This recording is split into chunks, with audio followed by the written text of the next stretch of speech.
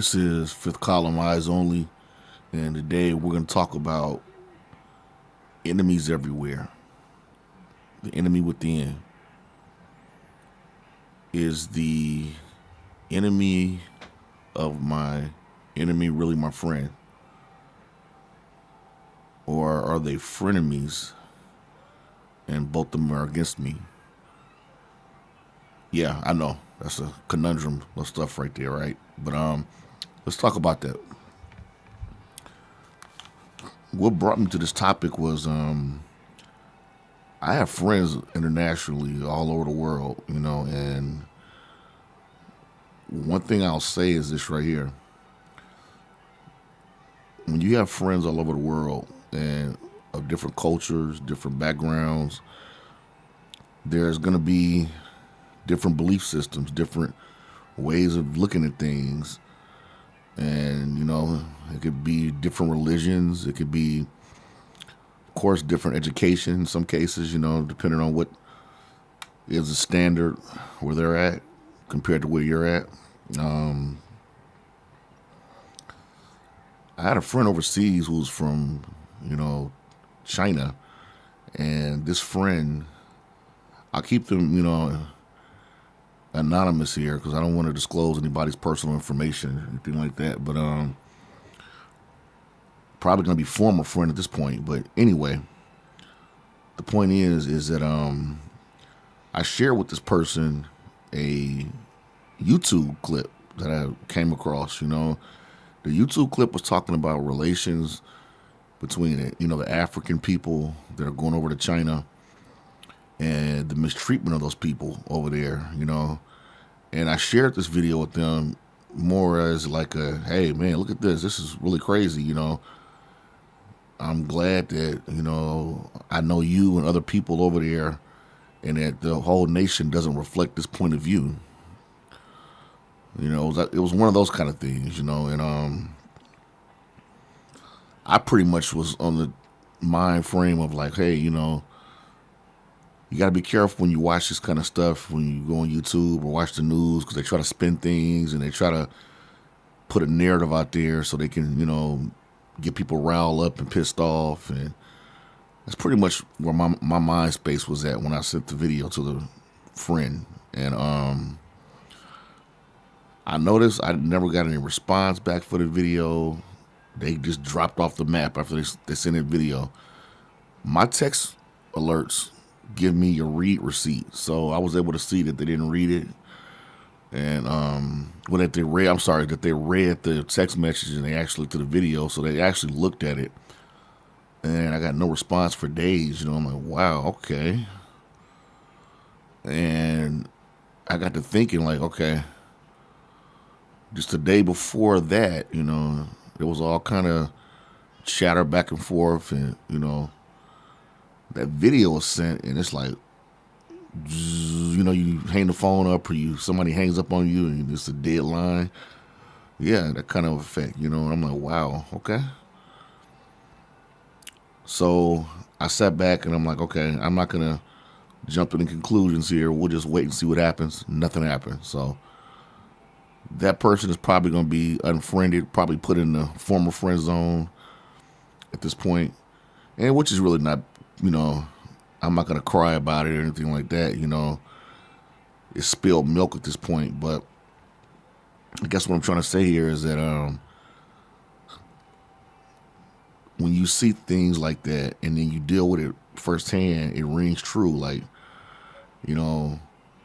white supremacists that have spread propaganda, false narratives, and just, really crazy stereotypes about black people and other non-white groups. It's just really amazing how this stuff takes off in the rest of the world, and they actually believe this stuff. Like, wow. In the video, actually, and I'm gonna post a video in the link here. They talk about how black men are gonna come to China, rape their women, or if they sleep with their women, they're gonna leave babies behind and, cause all this turmoil, When in actuality, the Chinese person that was the news person towards the end of the video actually made it a point to say that actually nothing like that, and that a lot of the black guys over there are businessmen, and they've actually brought a lot of business over there to China. You know, and they actually showed a couple of people on there that were, I guess you could say, they were interracial marriages, relationships. They showed an interracial girl. She's gonna be like the main person on the video. But anyway, the whole point is that you know, racist white supremacists have said things about every group of people that's not white. You know, they call Asian people derogatory names, or the same way they call Latinos and black people derogatory names. But at the end of the day, you still meet other groups that are non-white, and they hate black people, or they have this bad notion of black people just instantly because of what they heard from white supremacists, But what really amazes me and makes me laugh is the fact that, hey, I've actually heard white people say bad things about you guys too. I've actually heard white people describe how you're part of, tearing the country down and things like that. And, I put it like this. Every group of people has got some bad people within it. I don't believe anything that people say. I don't buy the stereotypes or anything like that. I go by what I see and what you do. I don't go by what some other person. If you're a hater already, let's start there. If you're a hater and you're coming and telling me things, why am I going to take your word for it? What incentive do I have to do that? You're a walking, talking hater. Why should I take what you say at face value? Your whole being is centered around hating other people because they're different. So it's like, okay, if you are looking at differences and you use as your basis to hate somebody, why in the hell am I going to take what you say at face value? Really. And a lot of the negative stereotypes, it's funny because if you look at reality and facts, who runs the media? Who controls the narratives? I can go on and on with that. Another thing, you have to listen to where the source is and where the people are getting their information from. Where they get their information from. When you fact check them, where the facts coming from. The facts are coming from other people with the same agenda. You cannot use biased information or biased sources to prove a valid point. You can't do that. And that's what they do. But let's just get to the nuts and bolts of it. At the end of the day, black people out there, don't assume that because somebody is non-white and that they are an immigrant and that they are coming over here in this country or they're already over here, wherever the case is, don't assume that they automatically are going to be your friend against fighting white supremacy. Because at the end of the day, a lot of them are going to be selfish. They're going to want their seat at the table too. So keep that in mind, when you interact with people. Don't assume anything. Don't even assume that somebody from the motherland, Africa, is going to be on your best, have your best agenda in mind, because we have enemies within in our own community. And see, to all my white people out there, I'm gonna say this again. I'm not anti-white.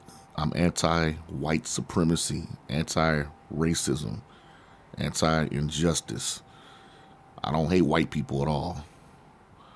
I got friends that are white people. I know that's a cliche thing to say in today's climate, but I do. I don't judge anybody. I really don't. But I am going to fight against people that hate me and my group of people just because they're different. I'm going to fight against that. You're damn right I am, because it's not right. And I expect anybody that respects themselves to do the same thing. Just be really careful, though, when you interact with people out there.